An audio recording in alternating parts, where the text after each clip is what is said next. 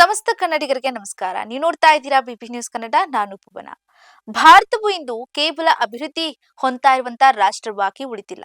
ಜಾಗತಿಕ ಮಟ್ಟದಲ್ಲಿ ಇತರ ದೇಶಗಳಿಗೆ ಆರ್ಥಿಕ ಆಸರೆ ನೀಡುವಂತಹ ಪ್ರಮುಖ ಶಕ್ತಿಯಾಗಿ ಹೊರಹೊಮ್ಮುತ್ತಾ ಇದೆ. ಭಾರತ ವಿದೇಶಿ ರಾಷ್ಟ್ರಗಳಿಗೆ ನೀಡುವಂತಹ ಸಾಲ ಮತ್ತು ಆರ್ಥಿಕ ನೆರವು ಕೇವಲ ಹಣಕಾಸಿನ ಸಹಾಯವಲ್ಲ, ಅವುಗಳು ಆಳವಾದಂತಹ ರಾಜತಾಂತ್ರಿಕ ಮಹತ್ವವನ್ನ ಹೊಂದಿವೆ. ತನ್ನ ನೆರೆಹೊರೆಯವರಿಗೆ ಮೊದಲ ಆದ್ಯತೆ ಎಂಬ ನೀತಿ ಅಡಿಯಲ್ಲಿ ಭಾರತವು ತನ್ನ ಸುತ್ತಮುತ್ತಲಿನ ಹಾಗೂ ಸ್ನೇಹ ರಾಷ್ಟ್ರಗಳ ಅಭಿವೃದ್ಧಿಗೆ ದೊಡ್ಡ ಮಟ್ಟದ ಬಂಡವಾಳ ಹೂಡ್ತಾ ಇದೆ. ಇತ್ತೀಚಿನ ಮಾಹಿತಿಯ ಪ್ರಕಾರ ಭಾರತದಿಂದ ಅತಿ ಹೆಚ್ಚು ಸಾಲ ಪಡೆದಂತ ರಾಷ್ಟ್ರಗಳ ಪಟ್ಟಿಯಲ್ಲಿ ಬಾಂಗ್ಲಾದೇಶ ಅಗ್ರಸ್ಥಾನದಲ್ಲಿದೆ.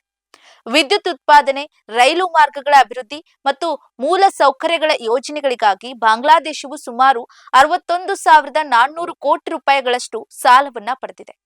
ಈ ಆರ್ಥಿಕ ಸಹಕಾರವು ದಕ್ಷಿಣ ಏಷ್ಯಾದಲ್ಲಿ ಭಾರತದ ಪ್ರಾದೇಶಿಕ ಪ್ರಭಾವವನ್ನ ಹೆಚ್ಚಿಸ್ತಾ ಇದೆ. ಈ ಶ್ರೀಲಂಕಾವು ಈ ಪಟ್ಟಿಯಲ್ಲಿ 2ನೇ ಸ್ಥಾನದಲ್ಲಿದೆ. ತೀವ್ರ ಆರ್ಥಿಕ ಬಿಕ್ಕಟ್ಟಿನ ಸಮಯದಲ್ಲಿ ಭಾರತವು ಸುಮಾರು 33,400 ಕೋಟಿ ರೂಪಾಯಿಗಳಷ್ಟು ನೆರವು ನೀಡುವ ಮೂಲಕ ಆ ದೇಶದ ಆರ್ಥಿಕತೆಯ ಕುಸಿತವನ್ನ ತಡೆಯೋದಕ್ಕೆ ಭಾರತ ಸಹಾಯ ಮಾಡಿದೆ. ಇದು ಸಂಕಷ್ಟದ ಸಮಯದಲ್ಲಿ ಭಾರತವು ಹೇಗೆ ನೈಜ ಮಿತ್ರನಾಗಿ ನಿಲ್ತದೆ ಎಂಬುದಕ್ಕೆ ಸಾಕ್ಷಿಯಾಗಿದೆ. ಮಾರಿಷಸ್ ಮತ್ತು ಮಾಲ್ಡೀವ್ಸ್ ನಂತಹ ದ್ವೀಪ ರಾಷ್ಟ್ರಗಳು ಸಹ ಭಾರತದ ಸಾಲದ ನೆರವಿನಿಂದ ಮೂಲ ಸೌಕರ್ಯ ಮತ್ತು ಪ್ರವಾಸೋದ್ಯಮ ಕ್ಷೇತ್ರದಲ್ಲಿ ಅಭಿವೃದ್ಧಿಯನ್ನ ಕಾಣ್ತಾ ಇವೆ. ಮಾರಿಷಸ್ ಸುಮಾರು 8,350 ಕೋಟಿ ರೂಪಾಯಿ ಮತ್ತು ಮಾಲ್ಡೀವ್ಸ್ ಸುಮಾರು 5,000 ಕೋಟಿ ರೂಪಾಯಿ ಸಾಲವನ್ನ ಪಡೆದಿದೆ. ಈ ನೆರವುಗಳು ಹಿಂದೂ ಮಹಾಸಾಗರ ಪ್ರದೇಶದಲ್ಲಿ ಭಾರತದ ಭದ್ರತೆ ಮತ್ತು ವ್ಯಾಪಾರ ಸಂಬಂಧಗಳನ್ನ ಬಲಪಡಿಸುವುದಕ್ಕೆ ಸಹಾಯ ಮಾಡ್ತಾ ಇದೆ.